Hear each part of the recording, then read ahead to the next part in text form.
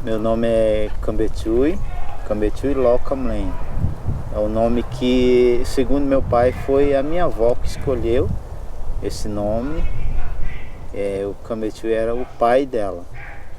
E depois eu explico a história do Cambetchui, por que ela definiu como pai.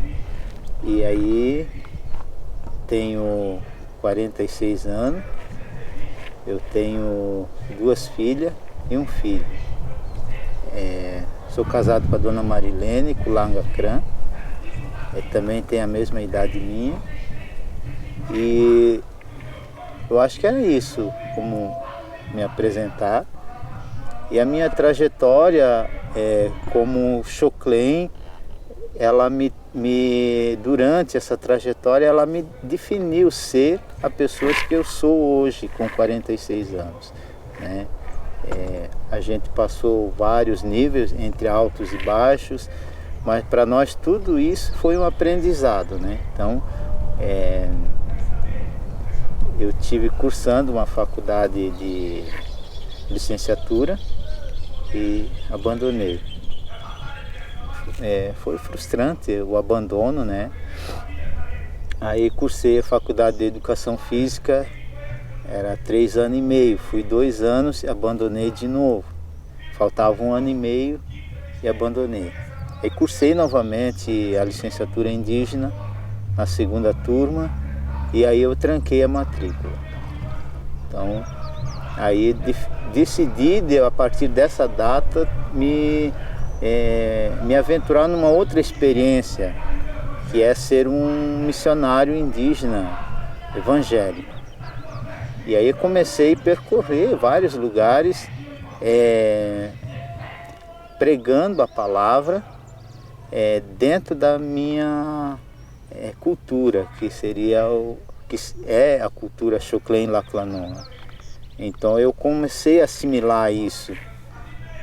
Pouca coisa da minha trajetória, né? Comecei a assimilar isso entre os contextos missionário, não indígena e missionário indígena. E comecei a juntar essa ideia aí, lendo um pouquinho a Bíblia também, e ela me trouxe uma visão diferente de como ser um missionário indígena.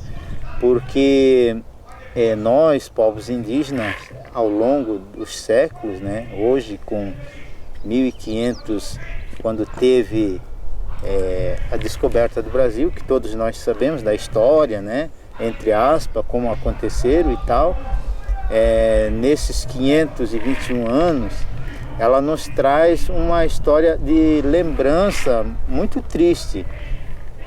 Desde o primeiro contato do homem não indígena com o homem indígena, ela já traz uma história frustrada. Hoje pela manhã ainda estava comentando com alguém sobre essa questão.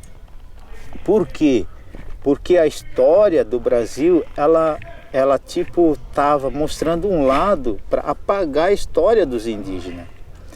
E isso eu comecei a assimilar essas coisas, né? E aí eu comecei a analisar a questão do povo Laclanoa Xoclen. E a nossa história estava sendo esquecida. E aí eu fiz muitas pesquisas, busquei muitos conhecimentos para poder juntar ao meu conhecimento para chegar num denominador comum sobre a questão do povo Xoclen. O porquê o povo Xoclen não fala mais a língua, né?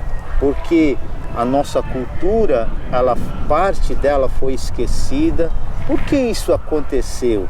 Né? Então isso me trouxe uma certa curiosidade para poder entender o que estava acontecendo. E aí me lembrei de uma história que meu avô, que meu pai contava. Essa é a história do Xoclen. Meu pai, Tchucambã, ele contava essa história. Aí alguém que pode assistir esse vídeo um dia vai perguntar, mas o Tchucambã não é pai dele. Essa é a história Xoclen. De o Xoclen chamar a pessoa mais velha como pai. é o respeito mútuo que ele tem com as pessoas. Isso é de grande valia, eu respeitar o meu próximo. Então eu comecei a entender, juntar essas experiências que eu tenho comigo mesmo, né, de entender as coisas. Aí eu me lembrei da história do meu pai, que não é meu pai. Aí ele dizia assim para mim: olha, Cametio, um dia vai acabar a nossa língua, um dia vai acabar a nossa cantiga. Eu lembro como fosse hoje. E eu choro, porque é uma história muito triste, é a nossa história. O povo lá, Clanon Xoclen, tem uma história muito triste. Logo eu vou contar essa história. Não sei se vai ficar no vídeo, mas eu quero contar essa história frustrante que aconteceu com os nossos povos.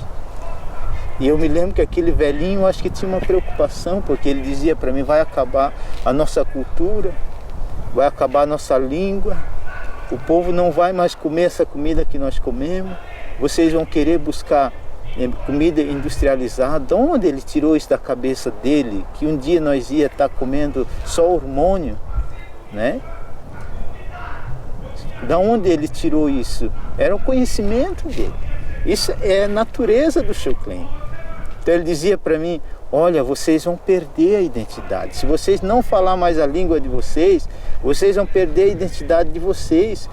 Se vocês não se alimentando do alimento que é típico do povo Xoclen, vocês vão perder a identidade de vocês. E ele, na sua humildade, ele dizia para mim: quando isso acontecer, vocês nunca mais vão ser lembrados. Olha só, ele falava em Xoclen, ele dizia assim: meamente metunte, angmente metunte, angmente metunte. Ante kuma me ato dung ongnyat ko kita kuma angmente kikutut, angmente metut, akondet kangani kimuta okima kutut. Meu pai falava isso. E hoje eu vejo que isso está acontecendo. O povo não indígena está introduzindo pensamento ocidental, que é o pensamento deles, de nós sermos assim. E nós, povos indígenas, estamos seguindo esse pensamento deles. Gente, vamos viver a nossa cultura. Eu sou o que eu sou. Eu vou morrer e ninguém mais vai tirar de mim o sangue Xoclen que corre aqui nessa veia. Ninguém vai tirar de mim. E ele dizia isso para mim. Eu me lembrei, durante a minha trajetória, eu comecei a juntar essas ideias, esses pensamentos que ele trazia para mim. Falava comigo, a gente falava pichirum. Eu não sei porque, de onde ele tirou essa palavra, mas é o mutirão. Então a gente fazia um mutirão e ele ia junto. Já velhinho, com essa idade bem avançada, ia junto. E nós ali trabalhando, roçando com a foice, e ele começava a cantar. Cantava bem alto. E o curioso é que ele roçava, ia roçando com a foice e ia cantando. Aí eu digo: gente, eu acho que eu vou aprender, porque um dia o Bento, era o nome dele, chamava de Bento, não sei como é que era o nome, era o Tchucambã, chamava ele de Bento. Eu digo: Bento um dia vai embora. E é verdade dele. É um menino de 13, 14 anos, digo: ele vai embora. Quem vai cantar para nós? Quem vai cantar? Então eu vou cantar para vocês essa cantiga que meu pai me ensinou. Foi uma fórmula que ele achou de me ensinar, porque ele não parou e dizia: ó, que se canta assim. Eu comecei a ouvir ele cantar. E ele estava com fome, e nós tínhamos uma necessidade muito grande financeira, então a gente tinha pouco alimento. E no finalzinho da tarde, assim, nós já cansados, com fome, e ele cantava assim, ó. Ele não tinha o chocalho, né? Ele tinha a foice, mas ele cantava assim. Angaya temba, tamotige, tamotige. Angaya temba, tamotige, tamotige, ande temba. E essa música me despertou. Eu fiquei olhando assim para ele. Eu digo: gente, não é invenção isso. Eu estou contando o que eu vivi. Aí eu olhei assim para ele, eu digo, puxa, os índios eles são poetas, o Choclen é poeta. Puxa, o cara tirou a música ali da hora, entendeu? Eu digo, então eu vou ter que entrar nesse ramo aí, também pegar essas músicas para não deixá-las desperdiçar. Não tive esse contato direto com outros indígenas que cantassem na minha frente. Talvez se eu tivesse mais contatos, eu pegaria mais canções. E aí ele cantava.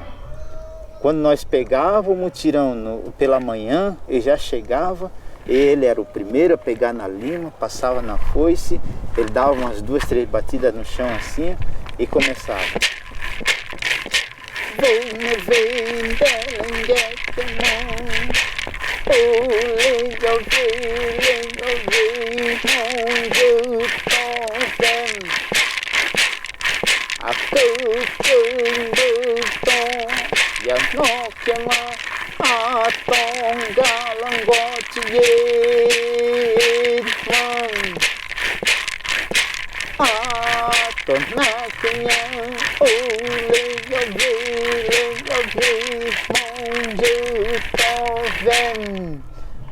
e aí ele cantava isso, e aí eu digo, eu vou pegar essa cantiga para mim.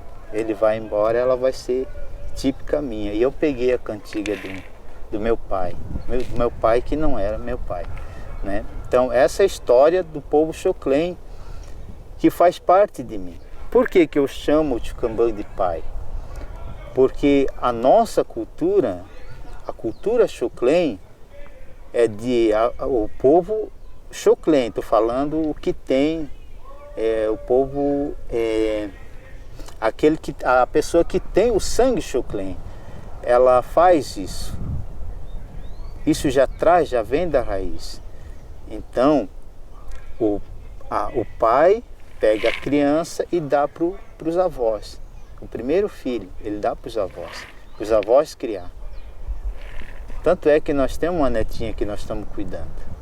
Conhecou o nome dela. Peguemos ela com 3 meses e hoje ela está com 3 anos. Alegre, feliz, cuidemos muito bem dela. Muito mais do que os pais dela, porque eu fico mais feliz ainda porque ela me chama de pai, eu não sou o pai dela. Entende? E eu imagino que essa é a alegria que traz para o povo Choclen, para o pai Choclen, o pai que não é pai Choclen, a criança chegar e chamar ele de pai. É o respeito que a criança tem e não tem como não se apaixonar, né, Juscelino? Não tem como não se apaixonar. Se apaixona qualquer pessoa, porque é o respeito. Se uma criança chegar e te chamar de pai, mãe, não ignora uma criança Choclen. É o respeito que ela está demonstrando para ti. Esse é parte da cultura Choclen, né? Então é isso que eu tenho para contar para vocês. E aí eu comecei a usar essas cantigas. Aí comecei a cantar e gravava nas redes sociais. Às vezes ia lá fazer uma live no Facebook e começava a cantar. E aí o povo começaram a gostar. Aí nós temos um grupo no WhatsApp, que é o grupo Falante Choclen.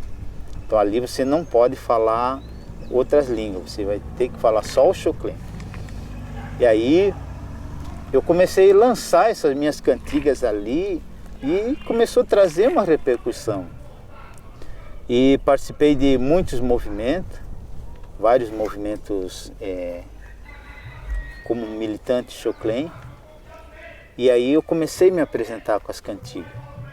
Aí o povo, puxa, ele sabe cantar, ele está cantando. E aí não parei mais. Aí começaram a chamar eu de Cuiã, Cuiã, Cuiã. Mas a palavra Cuiã é muito forte. O que ela significa?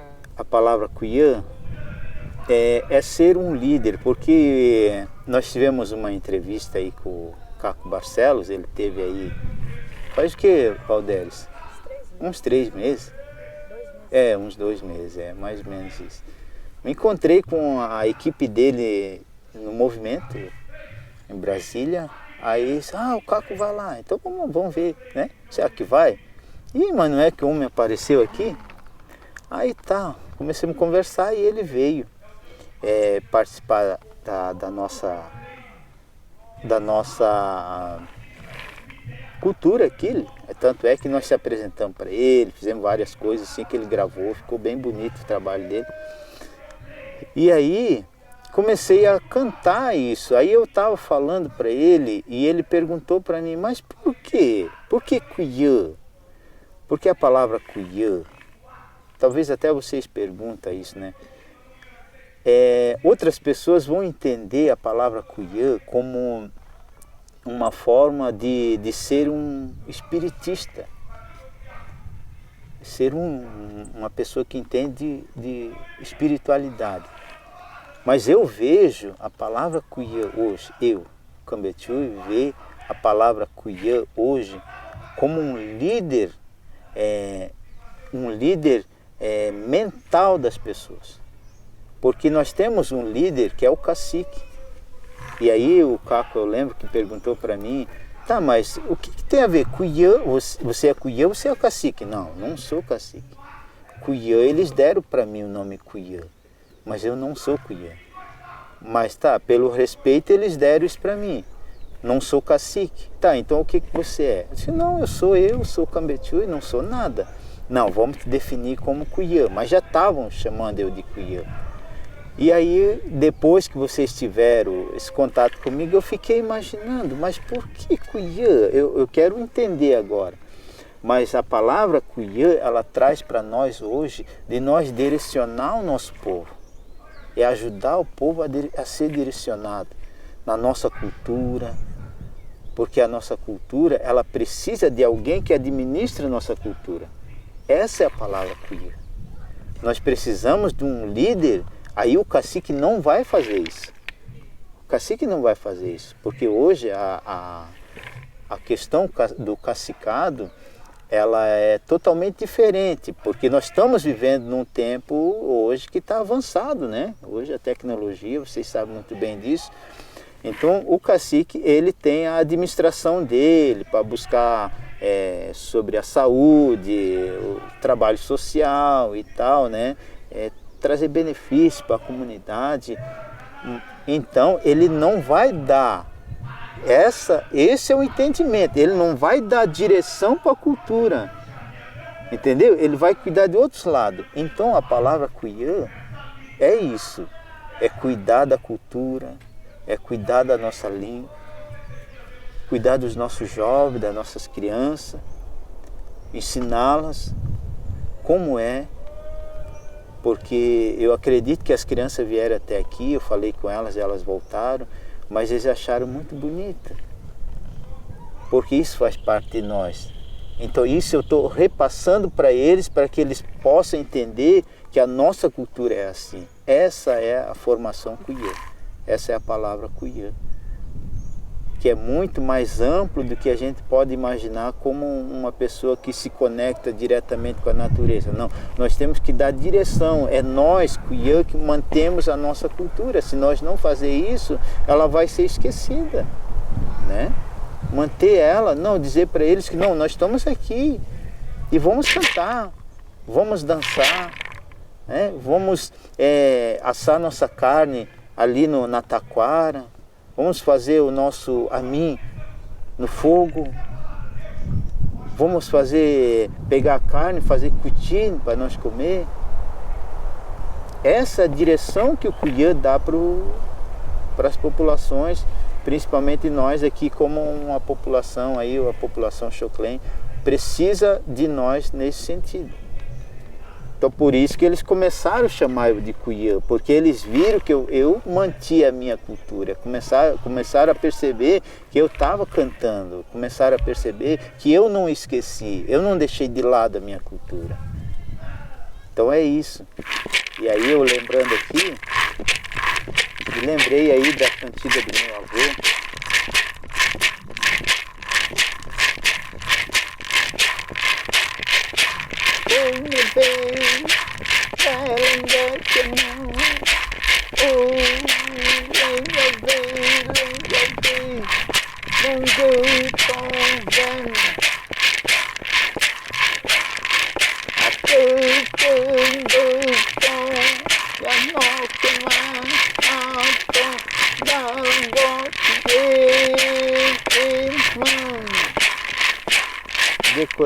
Ei!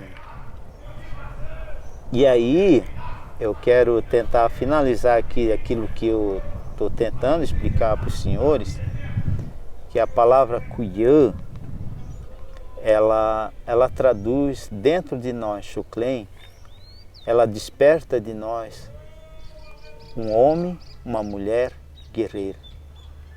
A palavra Kuyã, ela define isso. Nós somos os guerreiros Xoclen, os remanescentes dos massacres que aconteceram no Alto Vale do Itajaí. E tanto é que nós passamos por isso ainda em pleno século XXI. E eu, como militante indígena, não vou esquecer daquilo que fizeram para os nossos antepassados, segundo as histórias dos bugreiros que contavam, eles mesmos fazendo depoimento, dizendo que tirava o feto da mãe, da barriga da mãe. Eu estava comentando isso, minha filha tá na dieta de 15 dias. Eu olhando para ela, passei a mão na barriguinha dela, eu disse assim para ela: minha filha, você tem um homem na tua barriga. A gente já sabia, né? Se você tem um homem na tua barriga. Se fosse há 100 anos atrás, você não ia ter essa esperança. Se fosse há 200 anos atrás, você não ia estar esperando de comprar uma roupa para ele, comprar um calçado, comprar uma cobertinha, o pai te ajudou a comprar as fraldas para você guardar aí, para nós receber o nosso pequeno que está vindo. Porque os bugreiros iam estar te caçando para tirar esse feto aqui da tua barriga e jogar para cima e cortar em maior número possível com o facão. E isso era o depoimento deles, eles faziam isso com o nosso povo. A história do povo Laclanon Xoclen é a história mais triste que existe. Isso que me indagou, me tornou a ser um Kuyã Xoclen. Isso. E as pessoas, o que me dói dentro de mim, Juscelino, é que tem pessoas dentro da terra indígena que me criticam por essa palavra. Mas cada crítica que vem, ela não vai me destruir, ela vai me tornar mais forte. Porque isso nasceu dentro de mim. Isso nasceu dentro de mim e eu vou manter ela, eu vou morrer e eu vou morrer Xoclen. Eu não vou morrer alemão, eu não vou morrer japonês, eu vou morrer Xoclen. E a minha história, ela vai estar marcada como um guerreiro Xoclen. E aí, meu pai cantava assim, ele cansado das 3, 4 horas da tarde, ele começava a cantar assim.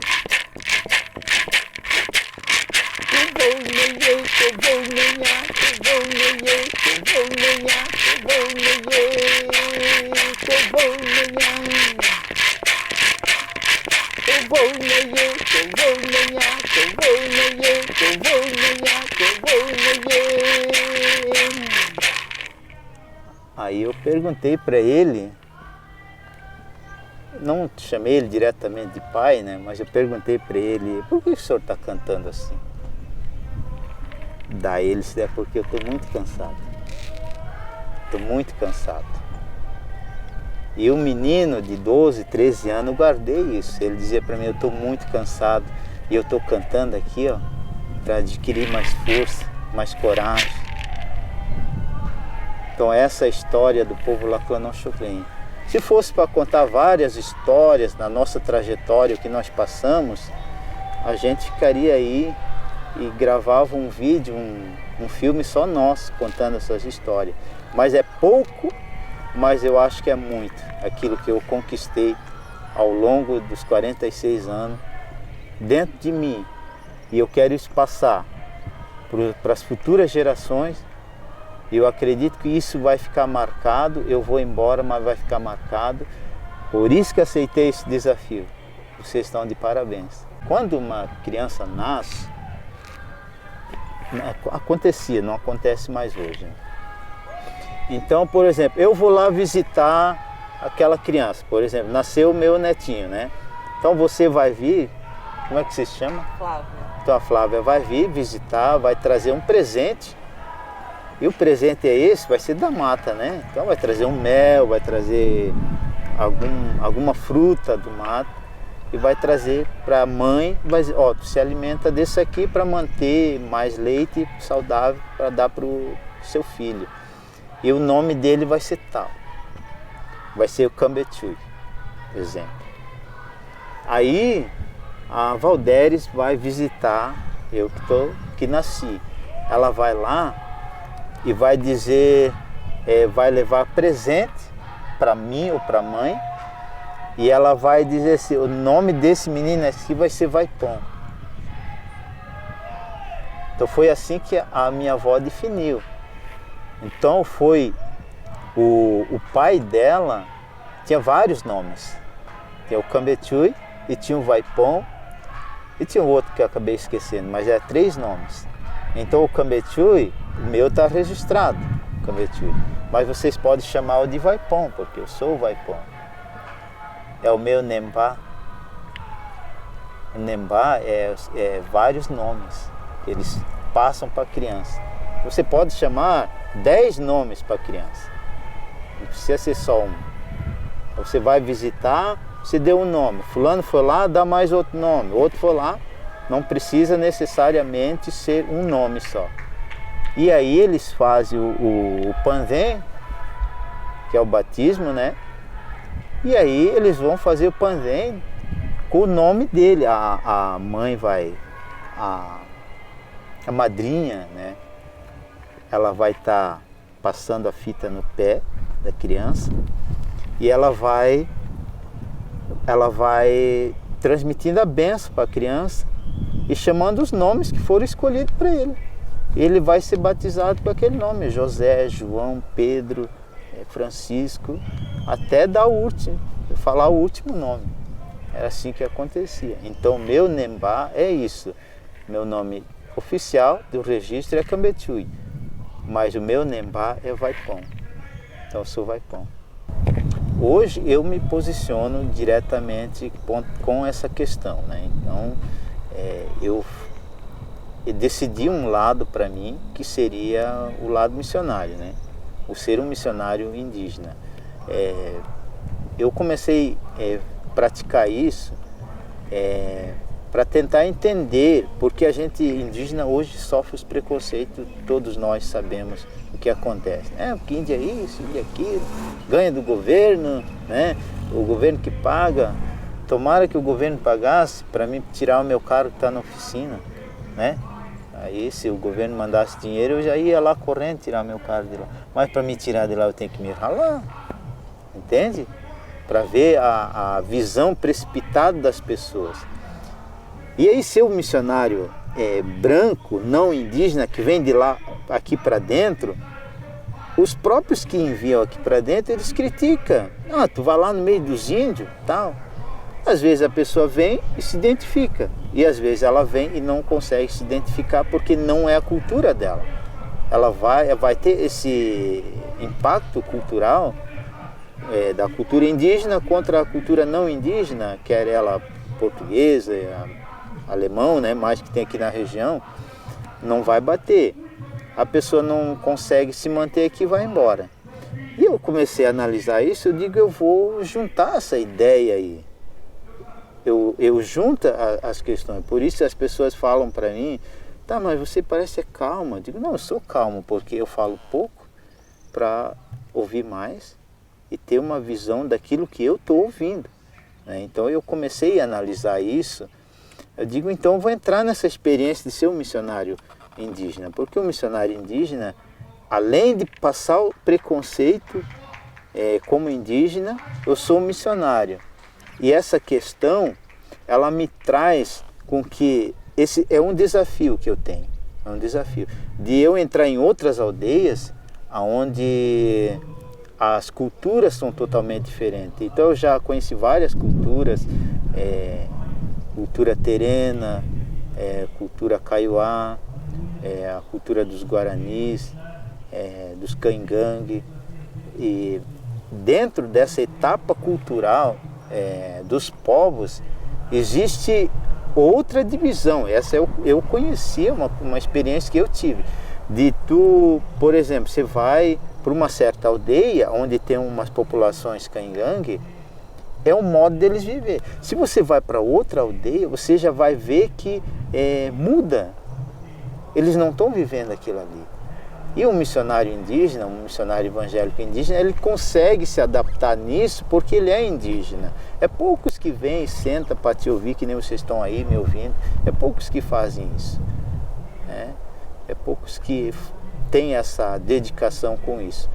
E isso eu comecei a juntar essas situações.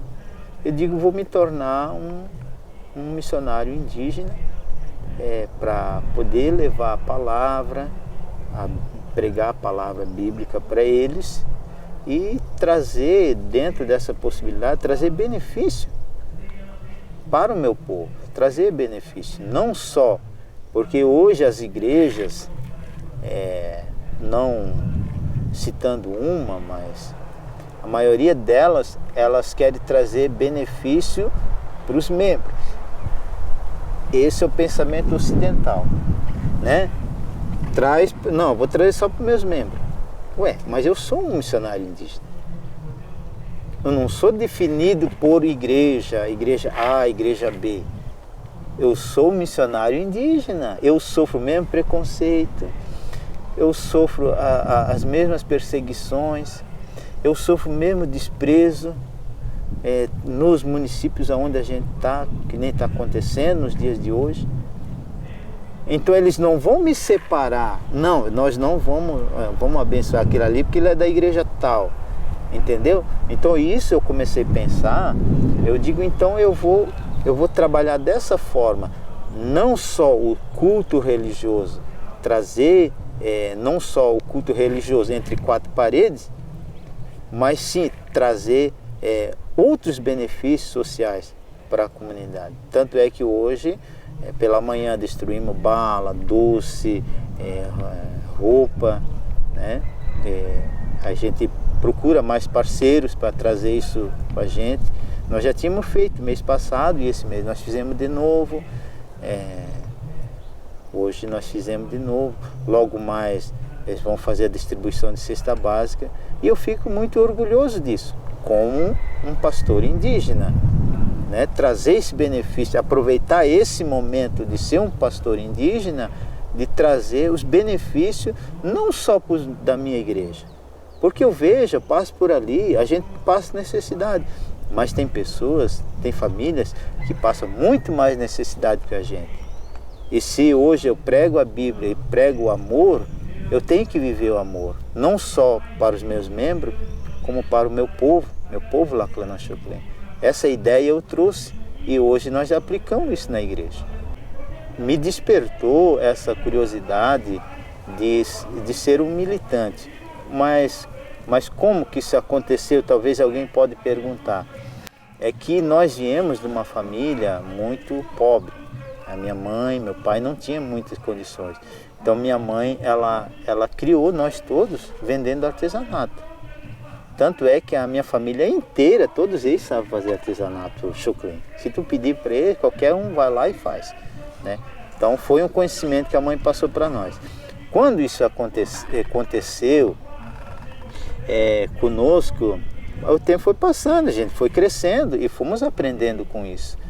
E começamos a perceber que isso, ele traz a espiritualidade para nós, Xoclen, para despertar entre nós o ser Xoclen também, né? Porque se a mãe não explicasse para nós como se faz um artesanato desse, jamais nós iria fazer, né? Como que se faz uma lança, como que se faz o cocar, jamais a gente iria aprender. E aí isso foi despertando dentro de mim. Aí quando começou mesmo o forte da militância, eu entrei junto, aí eu disse para a mãe, mãe, a senhora me empresta a tua lança porque nós vamos entrar no manifesto aí. Aí a mãe disse, tá meu filho, mas você pode fabricar, você sabe, né? Então você pode fazer. Digo, não, mas agora eu não vou fazer, deixa eu pegar o seu. E nós estávamos em Florianópolis, na Grande Florianópolis, estudando, acho que era na primeira etapa, né, do curso de licenciatura, e viemos embora. viemos embora porque o povo estava sofrendo umas ameaças aqui. Aí eu me lembro, nós chegamos um horário assim, eu cheguei no trevo aqui na barragem, cheguei ali, estavam alguns idosos comentando sobre um áudio que vazou aí no município, e o cara esculachou os povos indígenas, falando muito mal, né, que os índios eram malandros, que não tinha tempo nem de apagar a luz da casa e tal. Se tiver uma luz apagada é porque o foco está queimado. E falou um monte, deu várias qualidades para nós. Qualidade negativa, né? Aí eu me lembro que o professor Altieri estava junto. Aí eu disse para ele, a única forma que nós vamos usar para debater isso é nós fechar a cidade de José Boatê. Esse é o meu pensamento. Digo, então vamos lá. Aí eu chamei ele, eu disse para ele, o negócio é o seguinte, vamos se dividir. Eu fico aqui embaixo, vou montar um grupo, e você vai para o Bugio, você é de lá, e você monta o grupo e nós vamos se encontrar. E não sei se levou muito tempo, acho que foi uns 2 dias, né? 2 dias. Foi uns 2 dias, daí eu joguei no Facebook em Choclen, para não despertar o inimigo, né? Botei em Choclen. Eu disse, meu povo, a gente, por causa daquele áudio, nós estamos se mobilizando, fazendo assim, assim, assim. E aí corremos atrás da documentação. E é uma experiência, e isso que eu estou dizendo para você. O ser cuiã é isso, você introduzir na militância a questão Choclen, o artesanato Choclen, a cultura Choclen, porque nós somos isso. Não adianta eu ir lá vestido de gravata lá, querer fazer um manifesto Choclen. Não, a gravata não é do povo Choclen, o paletó não é do povo Choclen. O povo Choclen andava nu praticamente, né? Como diz a minha irmã, com o bilade amarrado, né? Então vamos lá. Aí fomos lá. Foi a primeira vez que eu entrei diretamente na militância, né? Aí fizemos um documento, eu digo, vamos lá. E paralisemos a cidade de José Boatê durante 4 horas. E ali apareceu vários discursos. Claro, nós tivemos apoio da PM, tudo mais, porque a gente buscou isso, né, essa experiência e tal. E fizemos esse trabalho ali.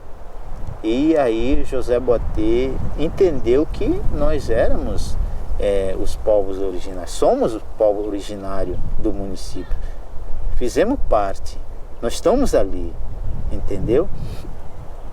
Aí essa foi a primeira parte. Aí aconteceu aí a questão do marco temporal e tal, em Brasília, sobre aquela questão do recurso extraordinário, né? E era para ser votado numa data, eu esqueci agora a data, mas os senhores podem lembrar a data depois. Aí era para ser votado e faltava 2 dias, se não me foge da mente, e a gente descobriu que não ia mais ser votado. A pauta foi tirada, essa pauta foi tirada, né, da pauta central deles. Aí tá, então vamos lá, vamos fazer um movimento, o negócio é movimento. Aí se levantemos, eu e mais uns meninos aí, fizemos documento, e eu não sou cacique, não sou líder, nem nada. Aí fizemos, aí levei para a PRF, levei para a PM em Ibirama e tal. Aí quando nós chegamos em José Boatê no dia da batalha, chegamos lá, tava cheio de carro, as viaturas, né? Eu digo, mas será que esse povo veio defender nós ou vão deixar nós sair corrido daqui? Mas não, eles estavam ali para nos amparar, fizemos um documento legal e tudo, né? Aí eu me lembro que um cacique veio para mim, taca, meu tio, mas como é que aconteceu esse negócio aí? Vocês fizeram um documento para eles? O que vai acontecer? E lá a PRF vai estar esperando nós lá. Eu digo, pelo menos eles prometeram. Se eles não cumprir, mas está aqui protocolado e tudo, né? Aí, que bom, né? Mas esse é o papel do cacique, não é o papel do militante. Mas entendeu como é que a gente faz as coisas? E o que a gente aplica nessa militância não é para se auto-beneficiar. Isso não vai trazer benefício para mim. só para mim, vai trazer para o meu povo. Então eu estou lutando pelo meu povo. Então o termo Kuyê, eu volto lá, ele é isso. O Kuyê está diretamente na cultura, investindo na militância. Não, nós somos Xoclen, nós somos guerreiros Xoclen, vamos estar aqui. Essa é a versão Kuyê para mim, no meu ponto de vista. Alguém pode contestar, mas eu penso que é isso. Eu afirmo que é isso.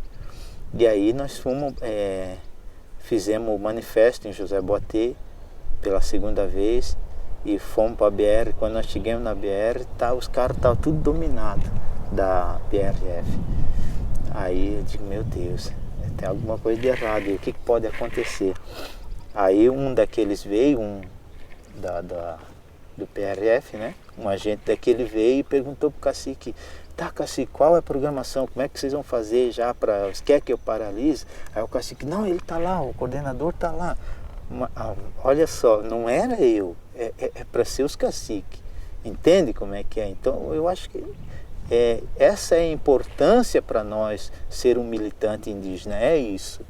Aí o cacique veio junto com ele, aí ele disse, a hora que o senhor quiser que nós paremos, nós já paramos. Aí eu me lembro que nós tínhamos uma programação de fazer o batismo bem em frente do posto de gasolina ali. Aí eu disse, não, calma aí, eu disse, nós vamos ter uma cerimônia. Ele disse, mas eu queria que fosse uns 40 minutos. Eu disse, não, eu vou dizer para o senhor que vai passar dos 40 minutos. Nós vamos fazer uma programação aqui e depois nós vamos até lá no portal lá. Vamos agilizar um pouquinho assim, né, para aliviar o trânsito. Aí o pessoal está aí, não, então deixa o pessoal aí, deixa nós trabalhar. Aí fizemos uma cerimônia ali. Eu acho que era o neto da Suzana, eu acho, o filho da Maiuli, eu acho, se não me lembro. Aí nós fizemos o ato do batismo ali com a criança, minha mãe que fez, eu tenho algumas fotos daquele. Aí a minha mãe fez o batismo ali, bem no meio do asfalto ali, a BR-470 movimentado, né? E nós ali, aí eu me lembro que eu fui dançando já, o povo já foi atrás e comecemos o nosso ritual Xoclen e foi muito bom demais. E isso começou a repercutir entre nós Xoclen. Ser Xoclen é dessa forma.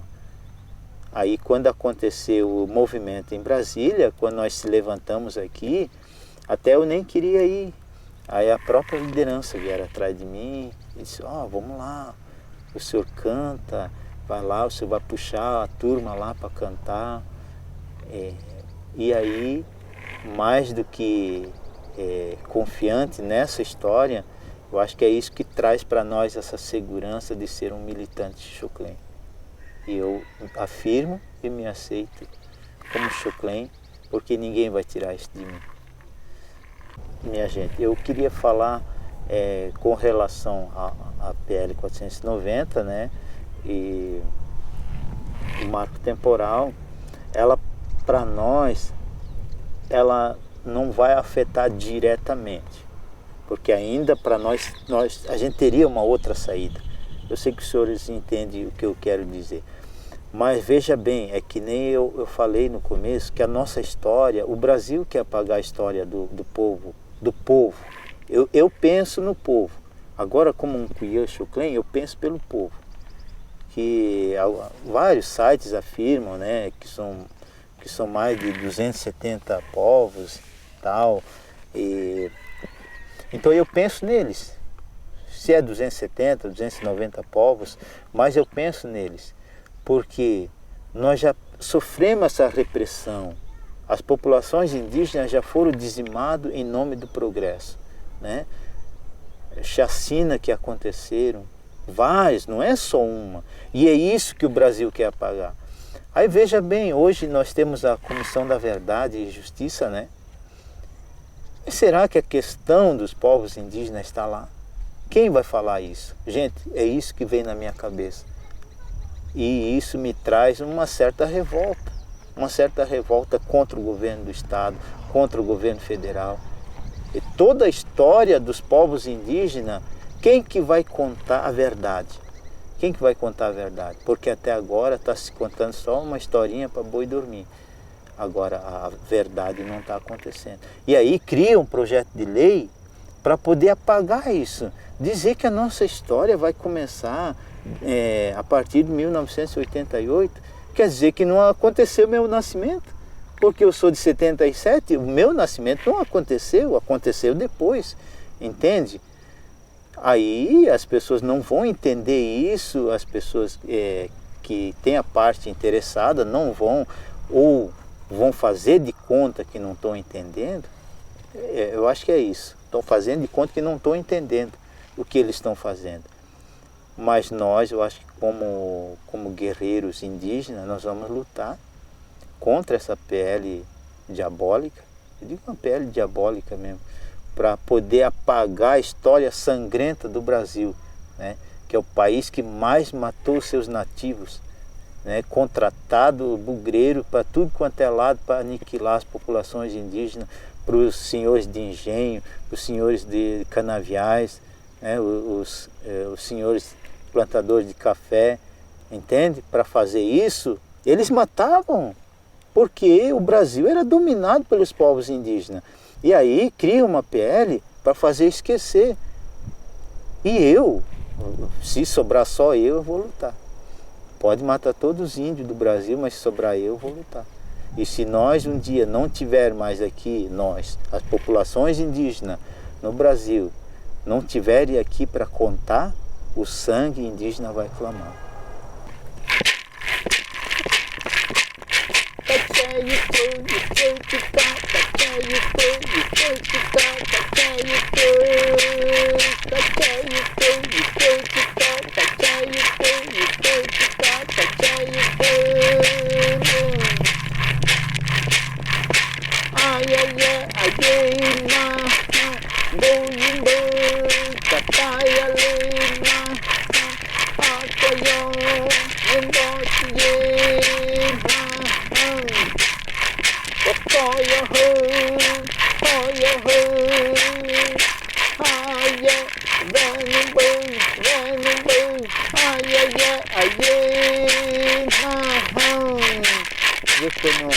Hey!